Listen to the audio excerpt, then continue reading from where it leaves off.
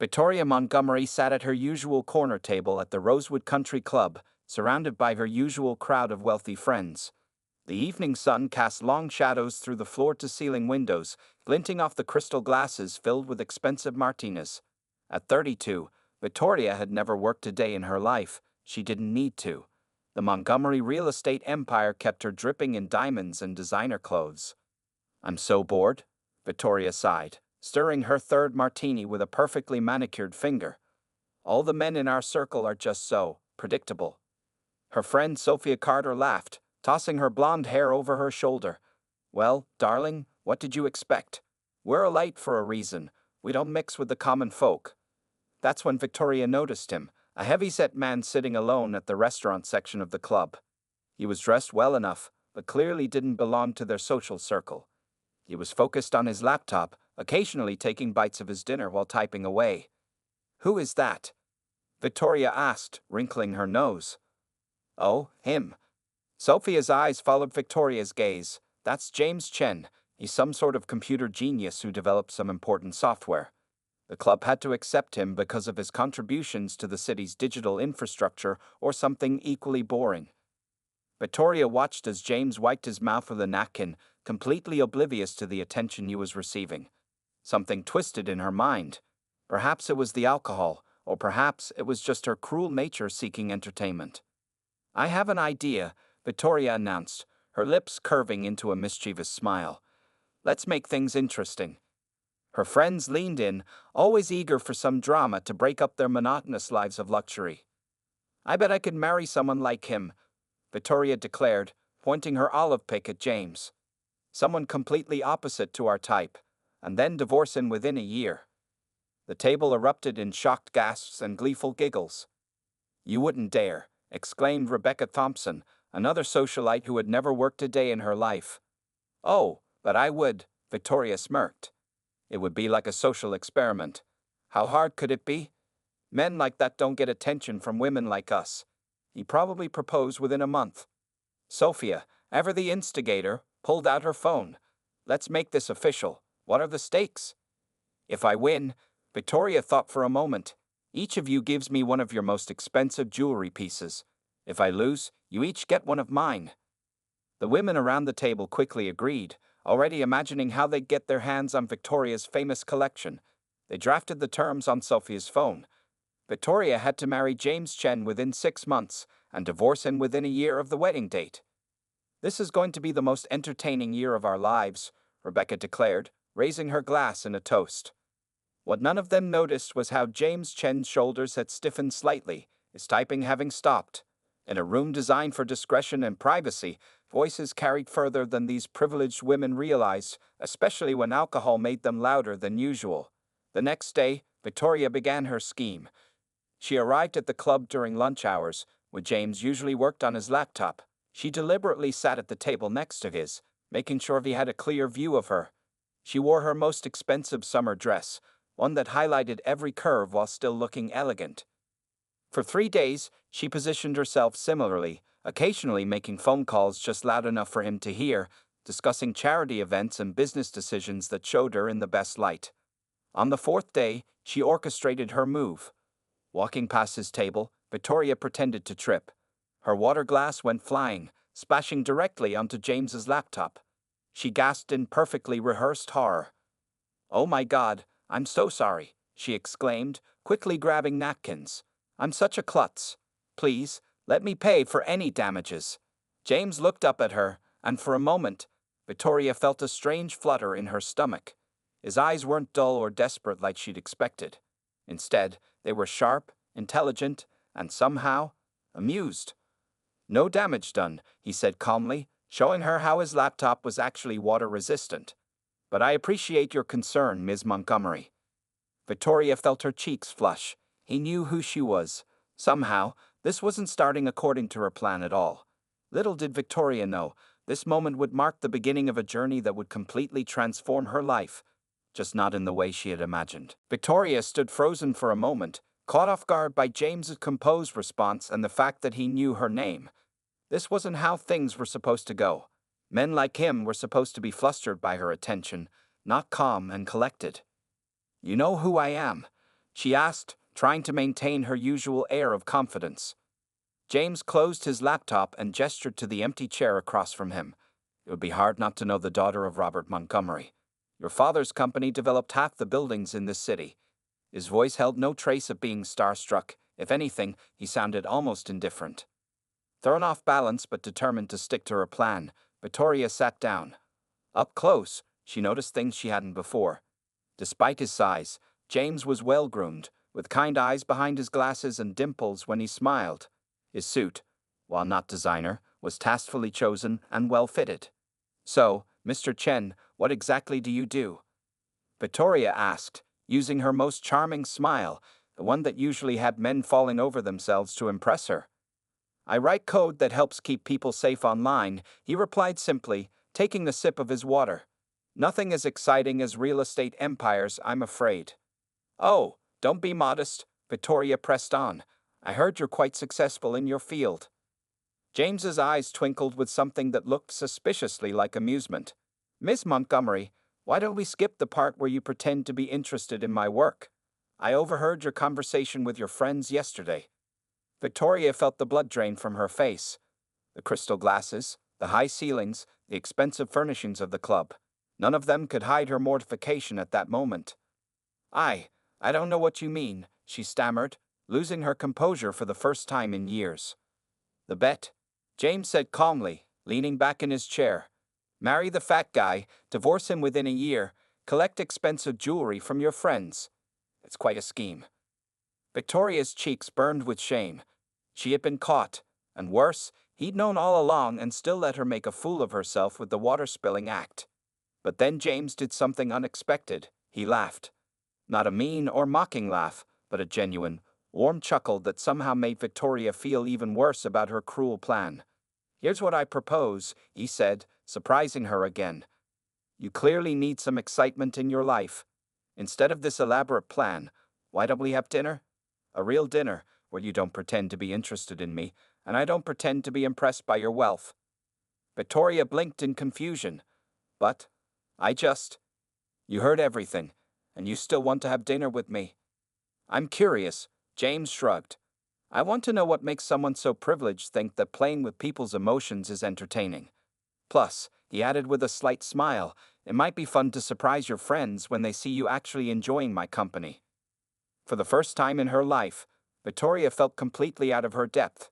This man, this supposedly easy target, was not only calling her out on her horrible behavior, but also turning the tables on her completely. "Why would you want to spend time with someone who planned to use you?" she asked, genuinely puzzled. "Because, Ms. Montgomery, beneath that carefully crafted socialite exterior, I suspect there's someone a lot more interesting than you let people see. And I have a feeling you don't even know who that person is yourself." Victoria sat there, stunned by his insight. No one had ever looked at her this way, like she was a puzzle to be solved rather than a prize to be won, or a wealthy contact to be cultivated. "Friday at 7, James said, standing up and gathering his things. "I'll pick you up. Wear something comfortable. No designer labels needed." "Oh, and Victoria." He paused, looking at her with those intelligent eyes. "If you're not interested in actually getting to know me as a person, feel free to not show up. I won't be heartbroken." With that, he left, leaving Victoria sitting alone at the table, her mind spinning. For the first time in her life, she felt like she wasn't the one in control of a situation. Even more surprisingly, she found herself looking forward to Friday, genuinely curious about what kind of man could see through her so easily and still want to give her a chance. Her phone buzzed with messages from her friends, asking for updates on her project.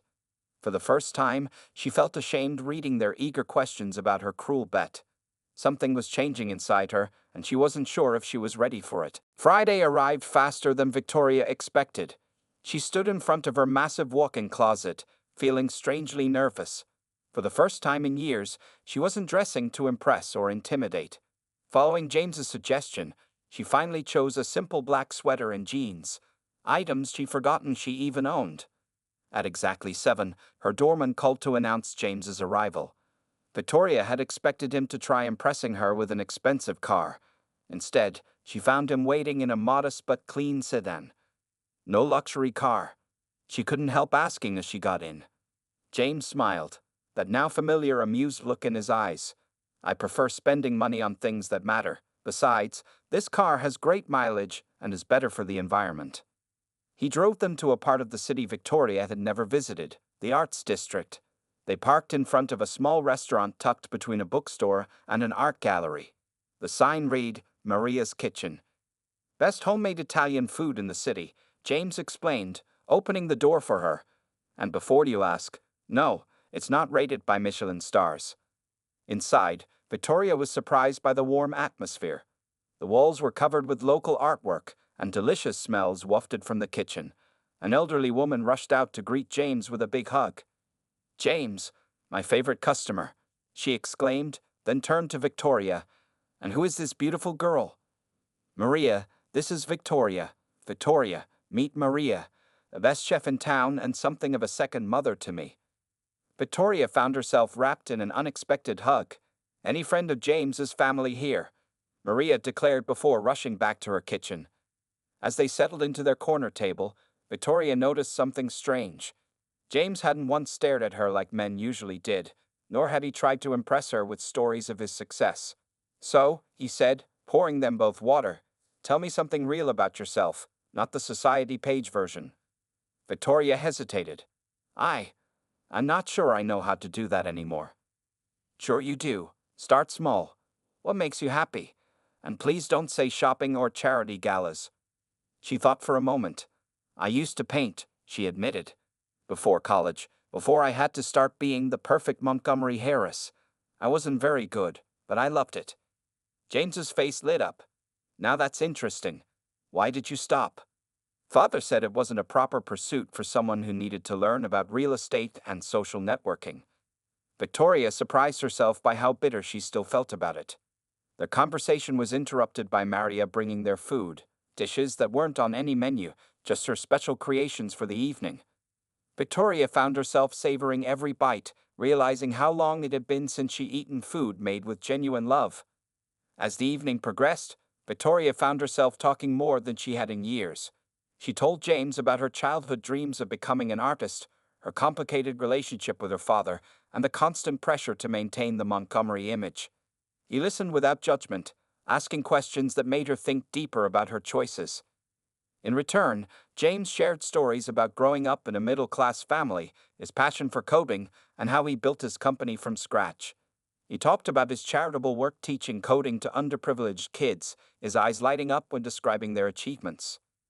Why didn't you tell me about any of this at the club? Victoria asked, genuinely curious. Because you weren't ready to hear it then, he replied simply. You were too busy playing a role to actually listen. As they finished their dessert, Maria's homemade tiramisu, Victoria's phone kept buzzing with messages from her friends, demanding updates about her project. For the first time, she felt disgusted by their shallow curiosity. James drove her home, and as they pulled up to her building, Victoria felt a strange reluctance to end the evening. Thank you, she said softly. This was different. Good different. Different enough to make you forget about that bet? James asked, his expression serious for the first time that evening. Victoria felt shame wash over her again. James, I'm so sorry about that. I was being the person they expected you to be, he finished for her. But I'm more interested in getting to know who you really are. Would you like to try that again sometime? Looking into his kind eyes, Victoria nodded, realizing that somehow, her cruel bet had led her to something unexpectedly genuine. As she walked into her building, she deleted the group chat with her friends without reading their messages. Something was changing, and for once, she wasn't fighting it. Over the next 6 months, Victoria's life changed in ways she never imagined. Her weekly dinners with James became the highlight of her days. He introduced her to a world beyond designer boutiques and country clubs, art galleries showing local artists, small music venues, and community centers where he taught coding. Her old friends noticed the change in her.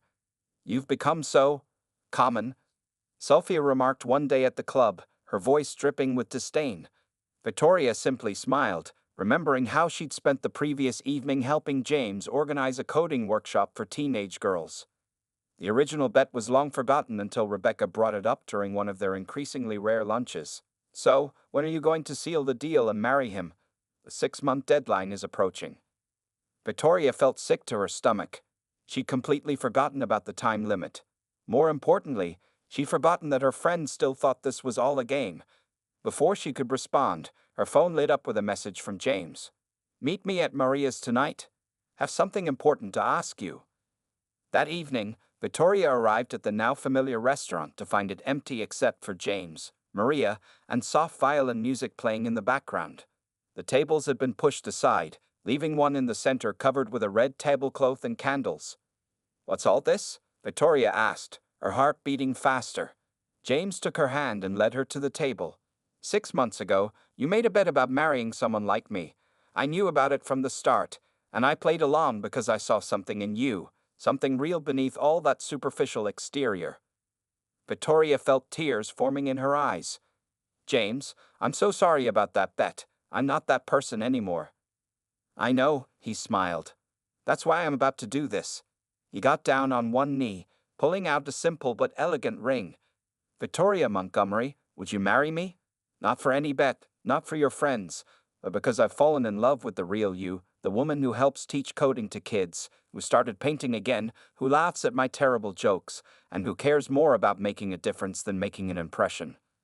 Through her tears, Victoria managed to say yes. Maria burst out of the kitchen with champagne, and the small restaurant filled with the sounds of celebration. The wedding preparations revealed just how much Victoria had changed.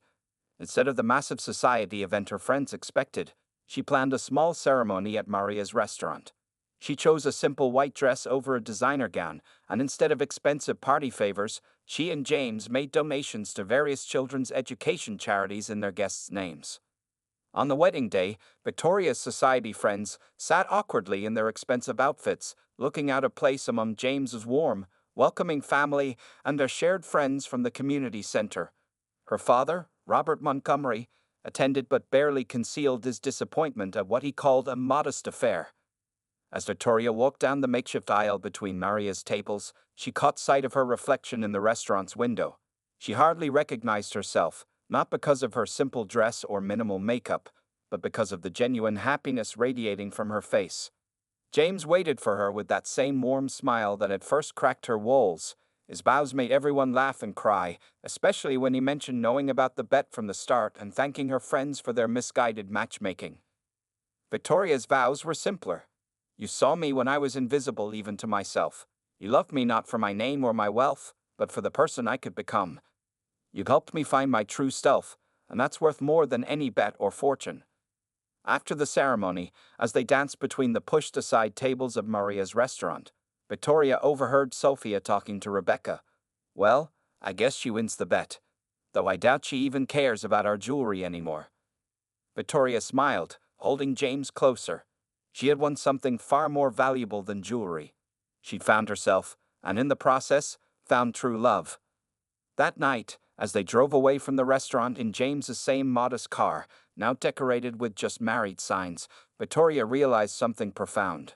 Sometimes the cruelest intentions can lead to the most beautiful outcomes, if you're lucky enough to find someone who sees past them to the person you could become. 3 months into their marriage, Victoria discovered that living with James was nothing like she had imagined married life would be. Their penthouse apartment, which she had once filled with expensive artwork and designer furniture, slowly transformed into a warm home filled with their shared interests. One morning, while making coffee, something she'd learned to do herself instead of relying on hired help, Victoria accidentally opened James's home office drawer looking for spare filters. Inside, she found bank statements that made her coffee cup freeze midway to her lips. James wasn't just successful, he was wealthy in his own right. But unlike her flaunted wealth, his money had been quietly changing lives. Monthly transfers to various children's education programs, technology grants for underfunded schools, and substantial donations to community centers dotted his statements. Finding something interesting, James's voice came from behind her, making her jump. "I'm sorry, I wasn't snooping," Victoria stammered. "I was looking for coffee filters and—" James wrapped his arms around her waist, resting his chin on her shoulder. "I know. It's okay. I was planning to talk to you about this anyway." "Why didn't you tell me about all this before?" she asked, gesturing to the statements. "Because you needed to fall in love with me, not my bank account," he said simply. You had to learn to see beyond material worth. That evening, they sat down together, and James showed her his entire financial portfolio. His software company had revolutionized cybersecurity for small businesses, making him a silent millionaire. But instead of buying luxury cars or massive mansions, he had created a foundation that provided technology education to underprivileged children. I want you to be part of this, he told her. Not as a Montgomery, but as yourself. You've shown such growth these past months, and your perspective could help us reach more kids. Victoria felt tears forming in her eyes. My old friends keep asking when I'm going to come to my senses and return to their world, she admitted. They think I'm going through a phase. James smiled. And what do you think? I think I'm finally awake, she replied. The world feels like a dream now, beautiful but empty. The next week, Victoria attended her first foundation board meeting. She sat next to James as he presented plans for expanding their coding programs to more schools. Watching him speak passionately about creating opportunities for kids who reminded him of his younger self, Victoria felt a surge of pride. After the meeting, she visited her father's office. Robert Montgomery sat behind his massive desk, looking at his daughter with a mixture of confusion and disapproval. You're different, he observed. This marriage has changed you. Yes, Victoria agreed. I'm happy, Dad. Really happy. Not society page happy, but actually content with my life. And what about your responsibilities to the Montgomery name? He asked sternly. Victoria straightened her shoulders. I'm still a Montgomery, but I'm also Mrs. Chen now, and I've learned there are more important things than maintaining appearances. She told him about James's foundation and her plans to get involved. To her surprise, her father listened intently. When she finished, he was quiet for a long moment. Your mother would have been proud, he finally said softly. She always said you had her artist's heart.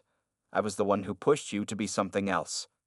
Walking home that evening, Victoria passed by the Rosewood Country Club. Through the windows, she could see her old friends at their usual table, drinking martinis and probably gossiping about someone's new plastic surgery or recent divorce. For the first time, she felt no desire to join them. Instead, she headed to Maria's restaurant, where James was helping with a fundraising dinner for their latest education initiative. She rolled up her sleeves and joined him in serving plates, laughing as Maria shouted instructions in mixed Italian and English. Later that night, as they lay in bed, James asked her, Do you ever regret it, leaving your old life behind?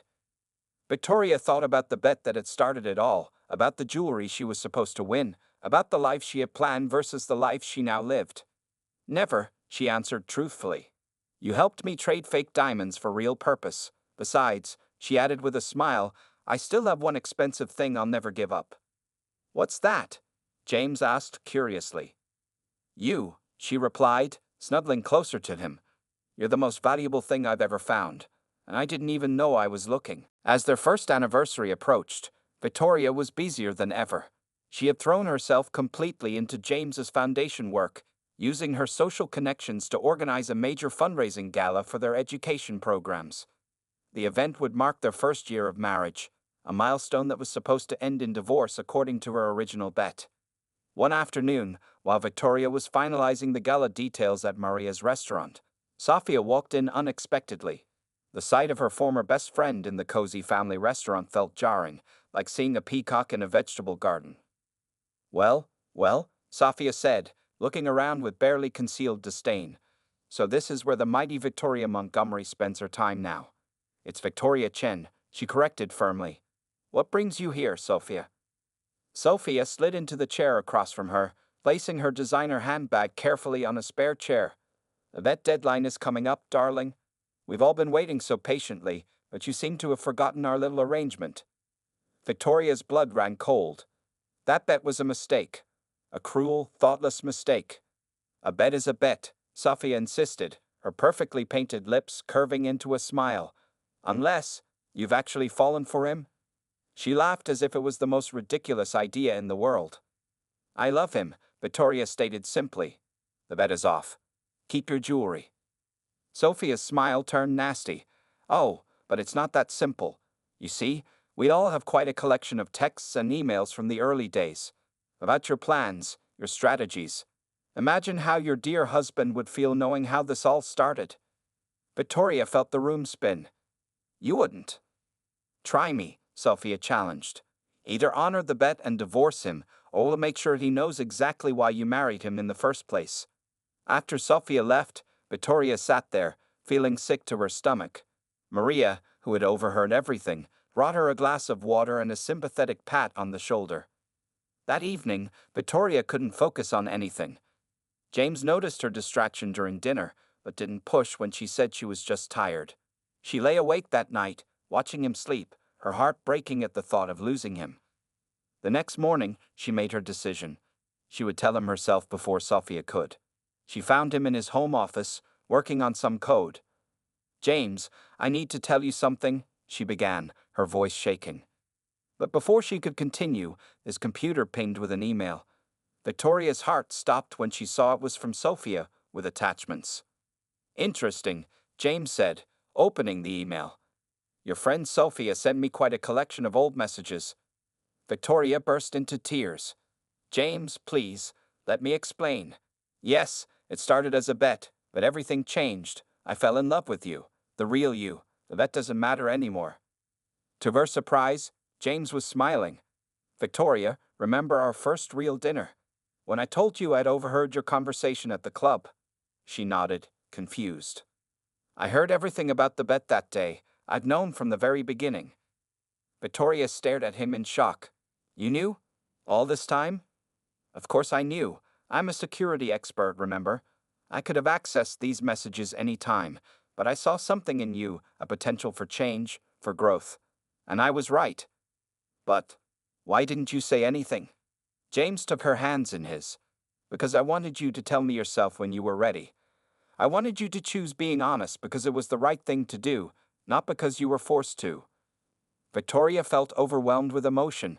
I don't deserve you. The old Victoria didn't, he agreed. But the woman you become, the one who works tirelessly for our foundation, who loves Maria like a mother, who sees people for who they are, not what they own. She deserves everything good in life. He pulled her into his arms as she cried, letting out all the fear and guilt she'd been carrying. Should we respond to Sophia? He asked after she had calmed down. Victoria wiped her eyes and smiled. Yes, let's invite her to our anniversary gala. She can see firsthand what real wealth looks like, not the kind you wear or drive, but the kind that changes lives. James kissed her forehead. Now that's the woman I married. That night, they had dinner at Maria's, celebrating their own kind of victory, not over a cruel bet, but over the superficial values that had almost kept them apart. The night of the anniversary gala arrived, transforming the community center into an elegant venue. Children from their coding programs proudly demonstrated their projects to potential donors, while Maria had outdone herself with the catering, mixing her traditional Italian dishes with upscale presentations. Victoria stood at the entrance, greeting guests in a simple but elegant blue dress. She watched as her two worlds collided, her old society friends mingling awkwardly with the passionate educators and successful program graduates who made up her new circle. Sophia arrived fashionably late, wearing an outrageously expensive dress that seemed out of place among the meaningful celebrations. She approached Victoria with a smirk. Quite a show you've put on, Sophia said, sipping champagne. But we both know it's just another act. Once the novelty wears off, you'll come back to where you belong. Before Victoria could respond, one of their teenage coding students, Maria, rushed up to her. Mrs. Chen, my app just got accepted to the store. Can I show you? Victoria's face lit up with genuine joy. Of course, let's go see it right now. She left Sophia standing there, choosing the excitement of real achievement over petty social games. As the evening progressed, James took the stage to give a speech about the Foundation's achievements. He was halfway through when Victoria noticed several of her old friends huddled around their phones, giggling and typing furiously. Suddenly, phones throughout the room started buzzing. Victoria's heart sank as she saw what was happening. Sophia had mass shared all the old messages about the bet, not just to James, but to everyone at the gala. The room grew quiet as people read their phones.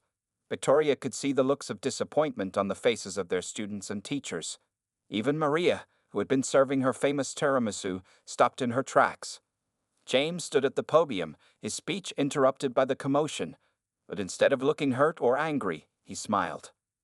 Since everyone's attention has shifted to some interesting messages, he said calmly, "Let me tell you a story. A year ago, a group of wealthy women made a cruel bet. One of them was supposed to marry me as a joke." The room was dead silent now. Victoria felt tears forming in her eyes. "But here's what they didn't count on," James continued. "People can change. The woman who made that bet isn't the woman standing here today. The Victoria I married didn't just become my wife. She became a mentor to our students, a friend to their families, and the heart of our foundation." He walked down from the stage and took Victoria's hand. "I knew about the bet from day one. I chose to give her a chance to become something more than what society expected her to be. And she chose to become someone extraordinary." One of their teenage students stood up. "Mrs. Chen helped me debug my code for hours last week. She's not fake. She really cares." Another student joined in. "She helped my mom find a job in tech. Who cares how they met?" Soon, the room was filled with voices sharing stories about how Victoria had touched their lives. Maria marched up to Sophia, who was standing frozen with her phone still in hand. "In my restaurant," Maria declared loudly, "we judge people by who they are today, not who they were yesterday. Victoria is family now. You're just someone who needs more tiramisu in your life to sweeten that sour heart." The room erupted in laughter and applause. Sophia and her friends slipped out quietly, their attempt at destruction having backfired completely. Later that night, after the successful gala had ended and the last guest had left, Victoria and James sat on the community center's steps. "I was so afraid of losing all this," Victoria admitted. "Not the money or status, but this life we built. These people we help." James squeezed her hand. "You know what makes you different from Sophia and the others? You learned that true wealth isn't in what you have, but in what you give." Victoria leaned her head on his shoulder, watching the city lights twinkle in the distance. "Thank you for seeing who I could become, even when I couldn't see it myself." A year ago, she had made a bet thinking she had everything to gain. Instead, she had gained everything by losing who she used to be. As they sat there together, Victoria realized that sometimes the biggest wins come from letting go of the game entirely. 2 years after their wedding, Victoria and James stood in front of the Rosewood Country Club. The place where their story had begun was shutting down, being sold to make way for a new technology education center, funded jointly by the Chen Foundation and Montgomery Enterprises. "Are you sure about this?" James asked, squeezing her hand. "This was your father's favorite place." Victoria smiled, remembering the conversation with her father 6 months ago. She had shown him the impact reports from their foundation's programs. Hundreds of students lifted out of poverty through technology education, families transformed through new opportunities. "It's time for a change, Dad," she had told him. "This club serves 300 wealthy members. Our center could help thousands of kids build better futures." To her surprise, Robert Montgomery had agreed. More than that, he had matched their foundation's funding, making the project his legacy alongside hers. Today was the club's final day. Victoria had organized a different kind of gathering, bringing together their students, their families, and yes, even some of her old friends who had finally begun to understand. Sophia was among them, though changed from the person who had tried to destroy Victoria's happiness a year ago. After the gala incident, she had hit rock bottom, losing her own marriage and much of her social standing. Surprisingly, it was Victoria who reached out to her. "Ready?" James asked, breaking into her thoughts. Victoria nodded, and they walked into the club together. The grand ballroom, once host to charity galas and society weddings, was now filled with computers and eager students. Their foundation's most successful graduates were there to talk about their journeys from coding beginners to tech professionals. Maria had catered the event, naturally, setting up her famous Italian buffet where once there had been only overpriced haute cuisine. She was now a partner in their foundation's culinary training program, teaching cooking skills to students interested in the restaurant industry. As Victoria walked through the room, she stopped to hug familiar faces, students she had mentored, parents whose lives had changed through their programs, even some of her old society friends who had become regular volunteers. Mrs. Chen called out a familiar voice. It was Lisa, the first student to get a job at a major tech company. "I just got promoted to team leader." Victoria hugged her tightly, remembering the shy girl who had once been afraid to even touch a computer. Now she was leading others, breaking the cycle of poverty that had trapped her family for generations. Robert Montgomery arrived, looking slightly out of place in the bustling room but proud as he watched his daughter in her element. He pulled Victoria aside, handing her an old photograph. "I found this in my office," he said softly. It showed a young Victoria, maybe 12, sitting at an easel. "Your mother always said you had a gift for seeing beauty in unexpected places. I think she would love what you've done here." Victoria felt tears in her eyes as she hugged her father. "Thank you, Dad, for everything." James took the stage, gathering everyone's attention. "Today marks not just an ending, but a beginning," he announced. "Where once stood a symbol of exclusivity, we're building a place of opportunity. And none of this would have been possible without the woman who taught me that true change starts with changing ourselves." Victoria joined him on stage, looking out at the faces that had become her real family. "3 years ago, I stood in this room and made a bet that changed my life, but not in the way I expected. I thought I was taking a step down in the world. Instead, I found my way up to what really matters." The room erupted in applause.